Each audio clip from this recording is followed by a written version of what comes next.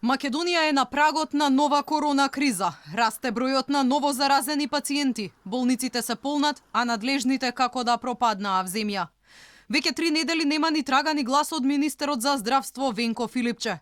За прв пат откако е назначен на функцијата, Филипче не се појави ниту на настан за воведување на нова хируршка метода, а секогаш беше во првите редови на ваквите промоции во здравството.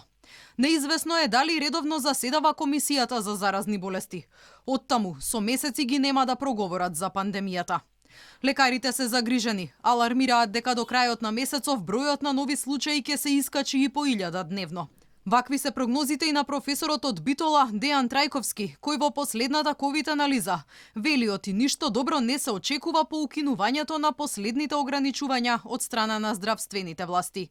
Со подценување на ризиците и непреземање на мерки на населението му се влева лажна сигурност и имплицитно се охрабрува на рискантно однесување, а тоа носи нови случаи, во крајна линија нови мртви, но што се очекува од луѓе кои не преземаа никакви мерки, дури кога гледавме по 40-50 починати на ден, по 20 на секој час, и при тоа не убедува дека ситуацијата била под контрола.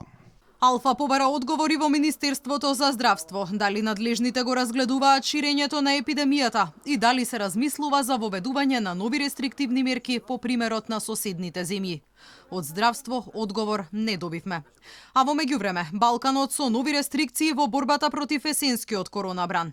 Србија ја ограничи работата на угостителските објекти до полноќ, а за влез во кафеаните, обложувалниците и казината ќе биде потребен ковид сертификат.